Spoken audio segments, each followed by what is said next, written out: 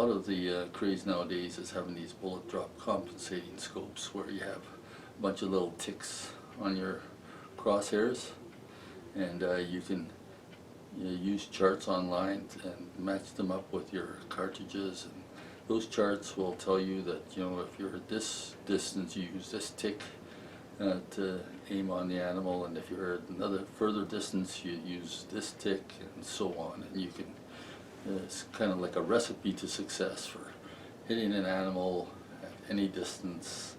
And the part where it all falls really flat is that, number one, it takes too much time to figure that kind of stuff out in the field. Number two, you don't even know what your ranges are to the animal anyways with a great degree of certainty. And number three, if you're getting out to ranges where you're out shooting your point blank distance, you're probably shooting too far anyway, so what's the point, right? So next, let's look at the subject of magnification.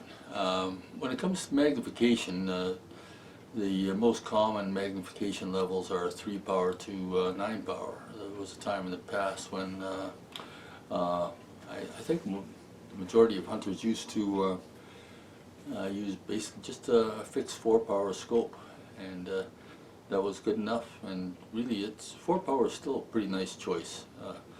Now that we have proliferation of variable power scopes and they're pretty reasonable prices, scopes coming out in a power range of 3 to 9 power are quite popular, and I don't have any issues with those kind of scopes. But I think we should keep in mind a couple of things about such scopes when it comes to magnification and variation of varying magnification power. I mean, if you're getting the magnification range for free, like something reasonable, like 3 to 9 power, without paying through the nose for it, then yeah, why not have that, eh? But in reality, I think for hunting, you're going to want to set your scope on its lowest magnification power anyways, like down to 3 power if you've got a 3 to 9, because when it comes right down to it, if you're taking a far shot, you've got to put the crosshairs on your target. Turning it up to 9 power is not going to make you hold any steadier. You're better off staying at 3 power, because you can still make those long shots with the 3 power setting. But if you're walking through the bush and an animal presents himself closer, you may need to take a very quick shot. And a lot of the success in hunting depends on the ability to take advantage of an opportunity very quickly.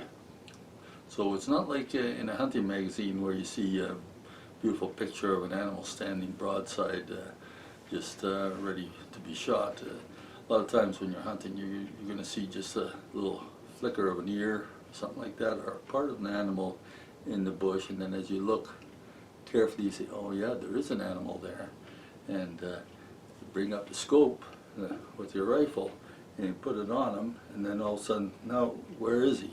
It's the animal's kind of disappeared, because your magnification of your scope, you don't have a wide enough field of view to see the animal in the context of the bush. And while you're trying to figure out where this animal is and then looking again, the animal's taken off, because well, especially when they're close, they're not going to hang around very long as a rule.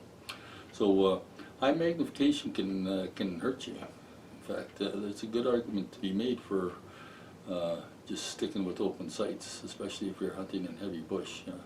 That's what I do with my 30-30. But if I'm using a scope, I want to have it on the lowest magnification possible. I'd even go with 1.5 power to 6 power scope, something like that, in that range, because 6 power, if I needed it, is all I'm ever going to use, and I could do everything with 1.5 power, I'm quite sure. So you can pay a lot of money if you go with a scope that ranges right from 3 power up to 12 power or something like that, or 6 power up to 24 power. But then you're going to, with that 6 power to 24 power scope, you're stuck with a low end magnification of 6 power, and I think that's going to hurt you when it comes to picking up the closer in game. The game might be running too, so it's you want that field of view so that as you pick up the rifle, you're going to see a little bit of it, as it's moving, and be able to maybe make that shot. So consider that when it comes to scopes. Magnification isn't going to make you shoot more accurately.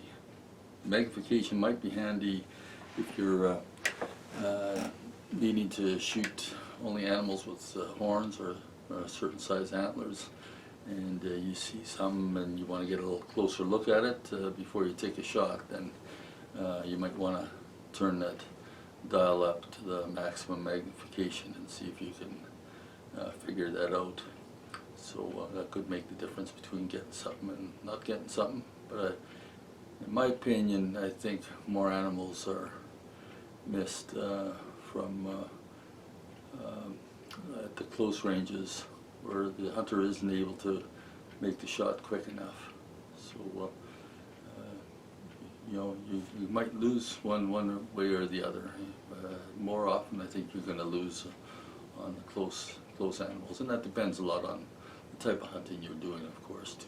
So if you're hunting in the open fields, much less of an issue than somebody hunting in quite often in thick bush. Maybe there's cut lines and stuff in thick bush, so you get a whole mixture of shots, some requiring close range, some requiring long range shots. So magnification is one of the things that, as a rule, you don't want to overdo it, and no sense to spend more money than you need to on it. One of the aspects of scopes, though, that is important is you do want to get a scope that's sturdy, that's good quality, and there's no way of getting around the fact that with scopes you're going to get what you pay for. Okay, so you might see two scopes sitting side by side, made by the same company, different parts of their lineup. One is $100 or $200 more than the other, and you look at it, you know, they're both same magnification range. They both have the same objective lens size, things like that. And you know, so why is the one more expensive than the other? And the reason is that when it comes to scopes, you're never going to get a free lunch. As you go up in quality with your scope, the manufacturing costs get higher. So the costs come in terms of the precision of the manufacturing. Like we're talking about thousands of the width of a hair sometimes when it comes to fitting the parts together to get everything to work right. You're talking about the quality of the glass that's used in the scope, the way it's ground.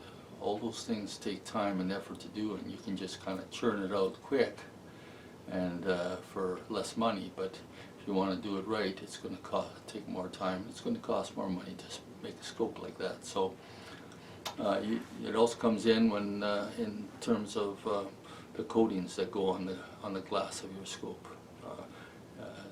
The amount of light that goes into your scope and gets right through to your eye is dependent on how little it reflects off the scope from the outside. And once it goes through the one lens, it goes and hits another lens, which again can bounce back some light. So if you have small differences in the amount of in the quality of the lens coatings, add up, and they start to multiply through the scope. This applies to binoculars as well, so that you can get a very different amount of light coming through a low power scope than a high power scope. And a little caveat or a little warning about that to keep in mind when you're evaluating scopes, let's say in a store, is that the scopes you're going to be looking at, you're looking at them comparing one to the other in nicely lit situations in a store, and a high quality scope might not look a whole lot better than the lower quality one, quite frankly. But that's because you're in good lighting conditions, and it's those dim light situations that's where the superior scope is going to really start to shine, so to speak.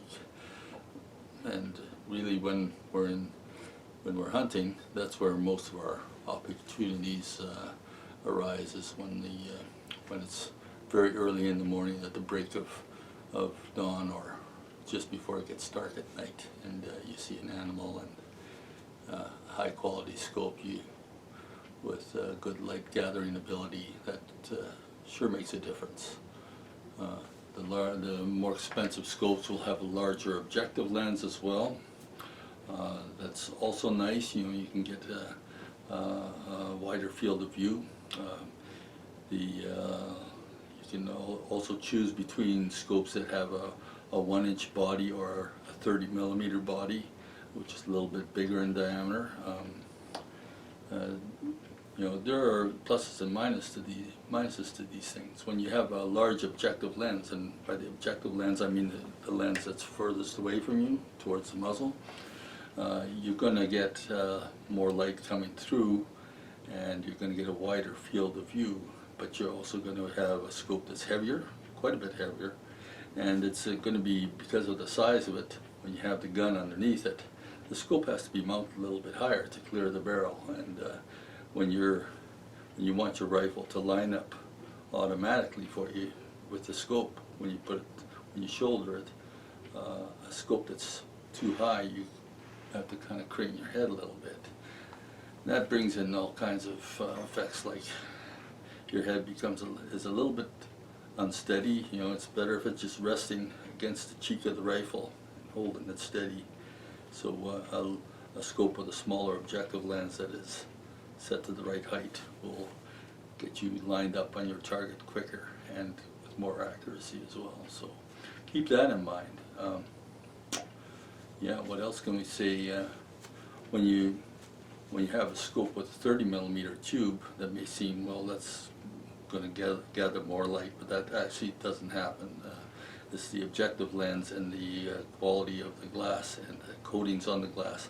That's what's going to bring in the light. A 30mm tube versus a 1mm tube isn't there to let more light through. It's there to give you more adjustment from your turrets, so you can adjust through a higher range of vertical and horizontal with your crosshairs.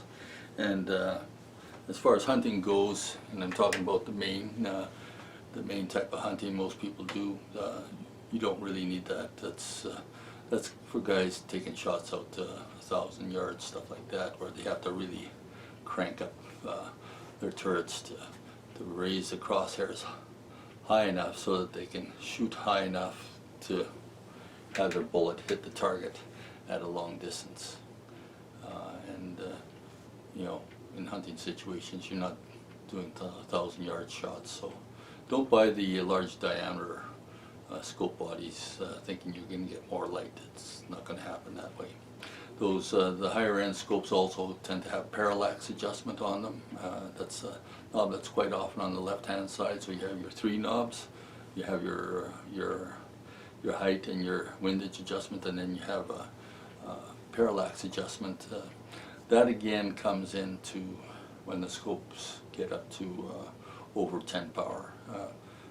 The scopes are usually, if they go up to 10 power, the parallax is not going to be a problem, and we won't even bother getting into it. It's basically a way of making the image that you're looking at exist on the same plane that the crosshairs are on, and the scopes that don't have parallax adjustment on them that are below 10 power, they're doing just fine as far as that goes. So don't worry about parallax adjustment for the most part, and when it comes to hunting.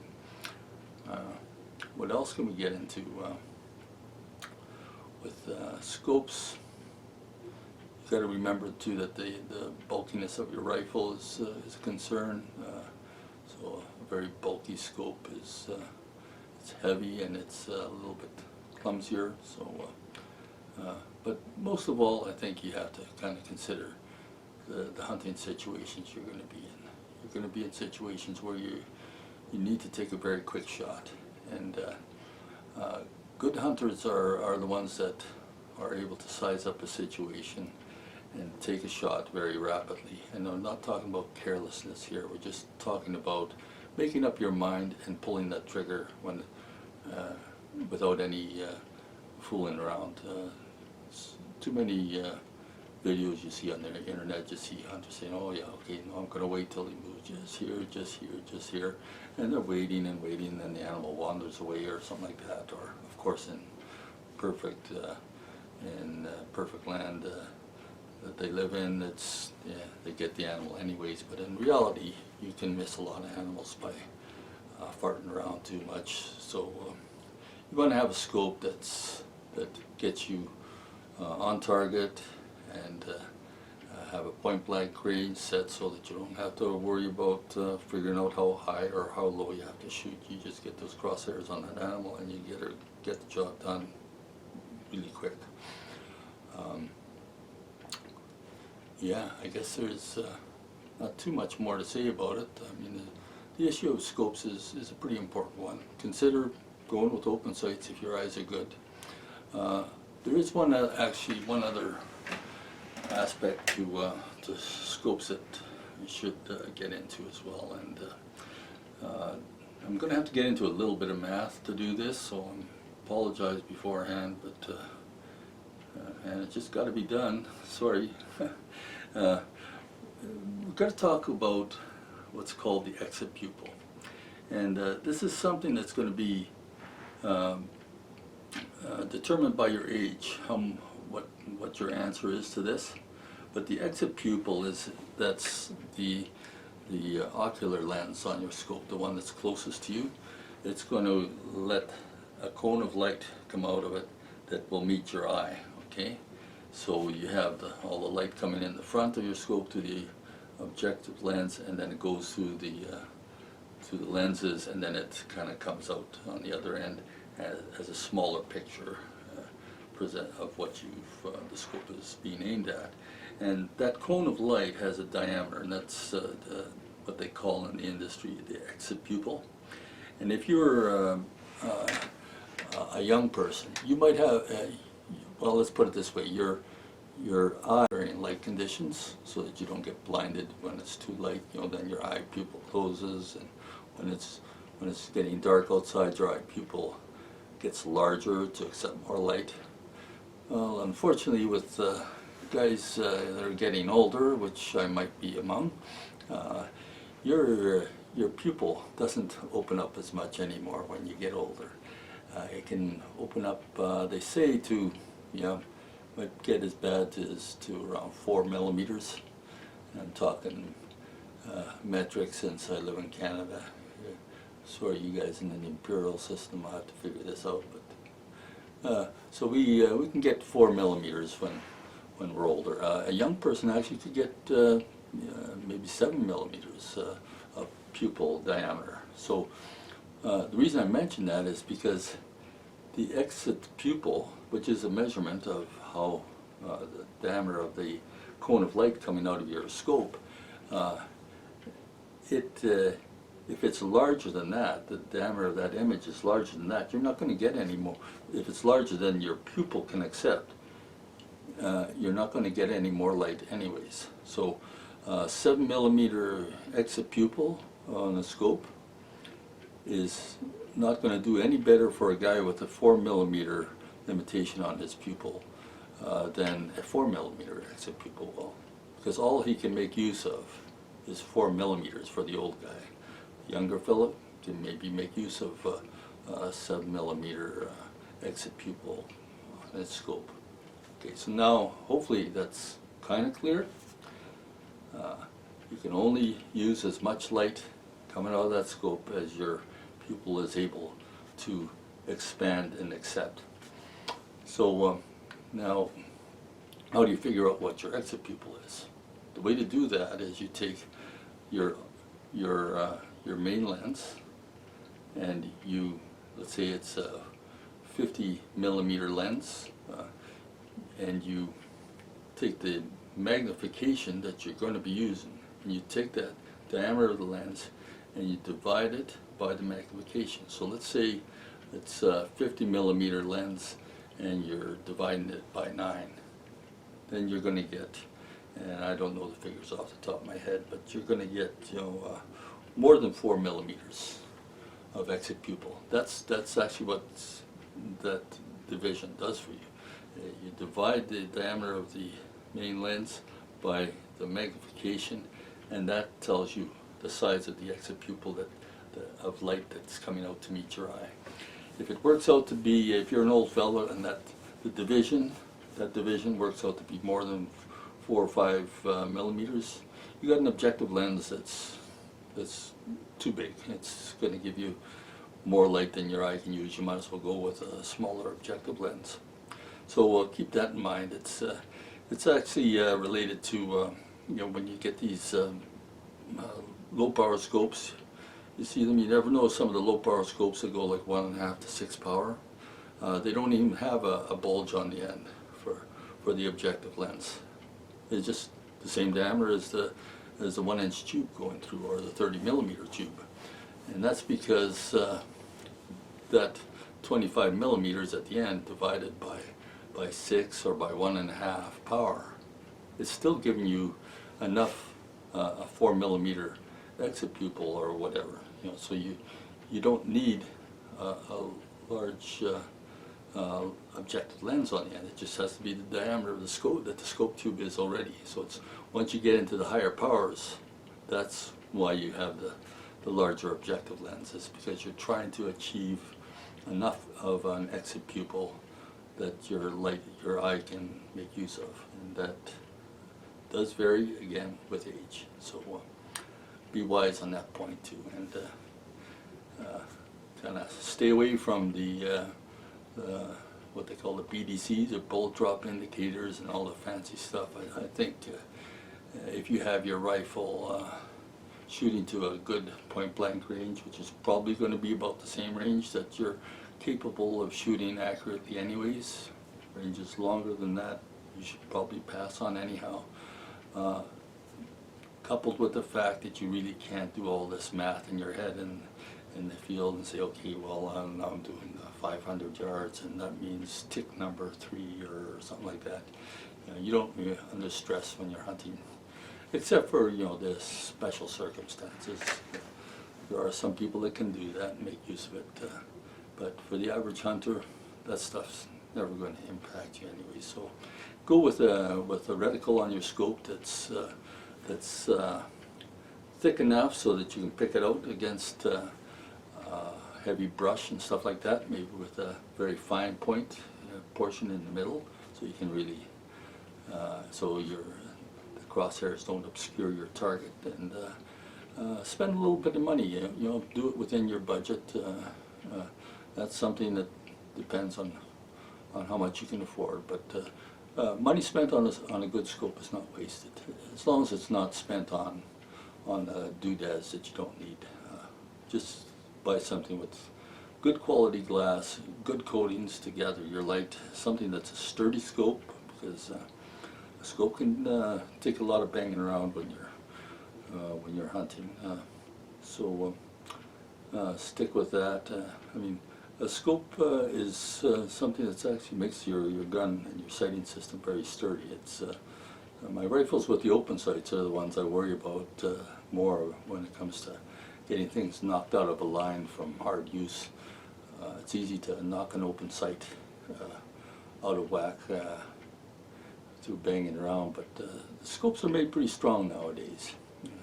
When you get your scope, maybe give some thought to having it mounted by a professional. If you don't, if you want to do it yourself, try to get yourself a torque wrench, something that measures inch-pounds. The rings that you clamp on to tighten that scope onto your rifle, you don't want to have those tightened any more than about 15 to 18 inch-pounds. This isn't like the old days in the 50s and 60s or whatever, where the scope tubes were made out of steel, and you could just crank them right down and make them tight. You don't have to worry about it. The new scopes are made out of, I think it's aluminum, and that stuff does crush, and there's delicate mechanisms inside the scope tube, so you got to be, if you tighten it down, those scope rings, any more than about 18 inch-pounds, you stand at great risk of damaging some of those inner components. So make sure you get your scope mounted right, and once you got it set on there properly, you probably never have to worry about it again. So that ends the section on the fancy scope myth, and I hope together with the magnum myth, the range myth, the resources myth, the shooting stance myth, and the sight and distance myth, I hope that we put together sort of a complete package when it comes to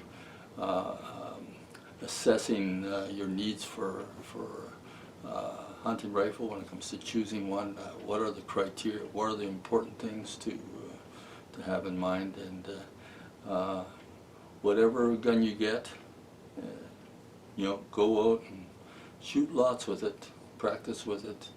It's fun to shoot. Don't worry about what other people can do, just focus on what you can do. So thanks for watching this video, and if you enjoyed it, subscribe to my channel. It's The Way to Native Chronicles. Thank you.